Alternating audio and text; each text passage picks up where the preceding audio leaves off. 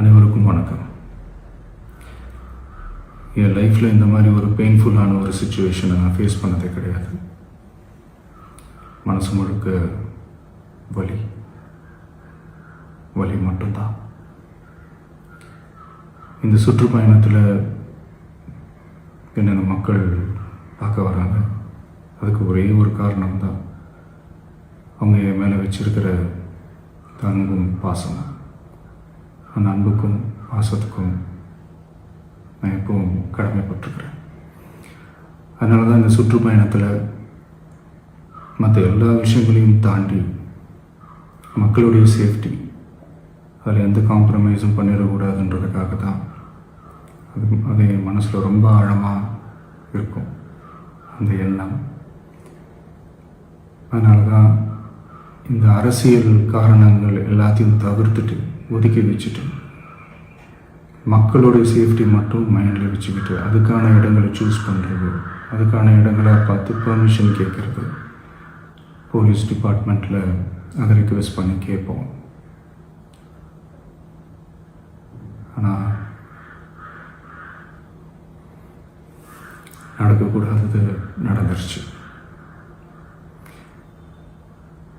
ஆனால் மனுஷன் தானே, அந்த நேரத்தில் அத்தனை பேர் பாதிக்கப்பட்டு இருக்கும்போது எப்படி அந்த ஊரை விட்டுட்டு என்னால் கிளம்பி வர முடியும்? நான் திரும்ப அங்கே போகணும்னு இருந்துச்சுன்னா அதை ஒரு காரணம் காட்டி அங்கே வேறு சில பதட்டமான சுச்சுவேஷன்ஸ், வேறு சில அசம்பாவிதங்கள் அந்த மாதிரி எதுவும் நடந்துடக்கூடாதுன்றதுக்காக தான் நாங்கள் அவாய்ட் பண்ணோம்.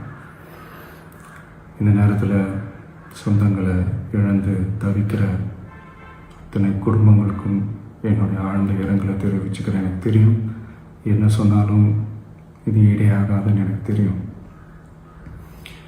ஹாஸ்பிட்டலில் ட்ரீட் பண்ணிகிட்ருக்கிற எல்லாருமே சீக்கிரமாக க்யூர் ஆகி வரணுன்றதை இந்த நேரத்தில் நான் வேண்டிக்கிறேன்.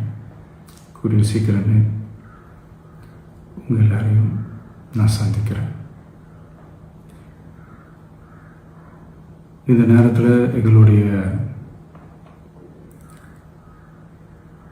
வலிகளை, எங்களுடைய நிலைமையை புரிஞ்சுக்கிட்டு எங்களுக்காக பேசின அரசியல் கட்சிகளை சார்ந்த நண்பர்கள், தலைவர்கள் அனைவருக்கும் என்னுடைய நன்றியை தெரிவிச்சுக்கிறேன்.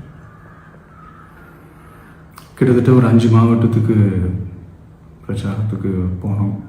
இந்த மாதிரி எதுவுமே நடக்கல. ஆனால் கரூரில் மட்டும் ஏன் எப்படி நடக்குது, எப்படி நடக்குது?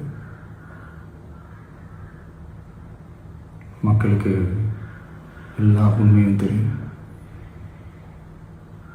மக்கள் எல்லாத்தையும் பார்த்துக்கிட்டு இருக்கிறாங்க. கரூரை சேர்ந்த அந்த மக்கள் அந்த உண்மையெல்லாம் வெளியில் சொல்லும்போது எனக்கு கடவுளே நேரில் வந்து இறங்கி அந்த உண்மைகள்லாம் சொல்கிற மாதிரி எனக்கு தோணுச்சு. சீக்கிரமே எல்லா உண்மைகளும் வெளியில் வரும்.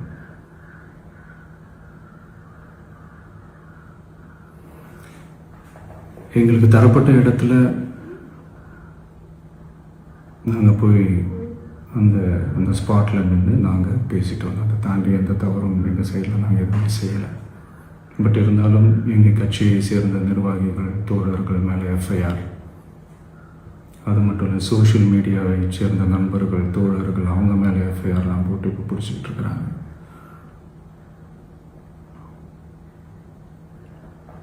சிஎம் சார், உங்களுக்கு ஏதாவது இந்த பழி வாங்கணும் அப்படின்ற எண்ணம் ஏதாவது இருந்துச்சுன்னா என்ன வேணாலும் பண்ணுங்க. அவங்க மேலே கை வைக்காதீங்க. நான் ஒன்று வீட்டில் இருப்பேன், இல்லை நான் ஆஃபீஸில் இருப்பேன். என்ன வேணாலும் செய்யுங்க. நண்பர்களே, தோழர்களே, நம்மளோட அரசியல் பயணம் இன்னும் ஸ்ட்ராங்காக, இன்னும் தைரியத்தோட கண்டினியூ ஆகும்.